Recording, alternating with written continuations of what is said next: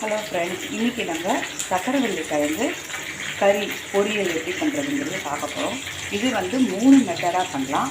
First method பார்த்திங்கன்னா, கடுகு உளுத்தம்பருப்பு தாளிச்சிட்டு வரமிளகா தாளிச்சிட்டு வள்ளிக்கிழங்கை அப்படியே வேகலாம் வைக்க வேணாம், அப்படியே நறுக்கி இது மாதிரி பொடி பொடியாக நறுக்கி அதில் போட்டு ஒரு கை தண்ணி தெளித்து மூடி வச்சுட்டு அது வெந்ததுக்கப்புறம் தேங்காய் துருவி போட்டு இறக்கி பண்ணால் அது ஒரு மெத்தடு.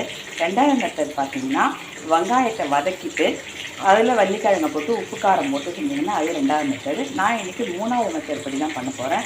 எப்படின்னா உருளைக்கிழங்கு கறி மாதிரி பண்ண போகிறேன். எப்படின்னா கடுகு உளுத்தம்பருப்பு கருவேப்பிலை தாளிச்சிட்டு வள்ளிக்கிழங்கையும் போட்டு நல்லா உப்பு மஞ்சப்பொடி காரம் எல்லாம் போட்டு ரோஸ்ட் பண்ண போகிறேன். அந்த மெத்தடில் தான் நான் இன்றைக்கி பண்ண போகிறேன். வாங்க பார்க்கலாம். நான் இன்றைக்கி கடுகு உளுத்தம்பருப்பு கருவேப்பிலை தாளித்து வச்சுருக்கேன். இதில் வள்ளிக்கிழங்கை போடுறோம். இப்போ பார்த்திங்கன்னா அந்த பொரியல் தேவையான அளவு உப்பு, காரப்பொடி, பெருங்காயம், மஞ்சத்தூள் இதை எடுத்து வச்சுருக்கேன். இதை அப்படியே இதில் போட்டு கலரிடலாம்.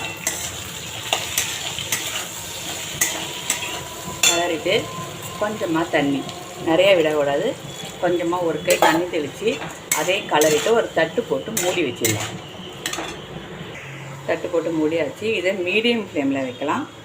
வச்சுட்டு ஒரு 5 மினிட்ஸ் கழிச்சு திறந்து பார்க்கலாம். இப்போ பார்த்தீங்கன்னா இது தண்ணியெலாம் ஈட்டுட்டு நல்லா வெந்திருக்கு பாருங்கள். கட் பண்ண முடியுது பாருங்கள். இப்போது இதை நம்ம ரோஸ்ட் பண்ண போகிறோம். உருளைக்கிழங்கு பொரியல் மாதிரி ரோஸ்ட் பண்ண போகிறோம். திறந்து வச்சு ரோஸ்ட் பண்ணுறோம். இப்போ பாருங்கள் நல்லா ரோஸ்ட் ஆகிட்டு. இன்னும் உங்களுக்கு ரோஸ்ட் ஆகணும் அப்படின்னா நீங்கள் அடுப்பில் வைக்கலாம். நான் இன்னும் கொஞ்சம் ரோஸ்ட் பண்ண போகிறேன். இப்போ பார்த்தீங்கன்னா நல்லா ரோஸ்ட்டாக உருளைக்கிழங்கு ரோஸ்ட் மாதிரி ஆயிடுச்சு. இதெல்லாம் இப்போ நம்ம அடுப்பு ஆஃப் பண்ணிடலாம்.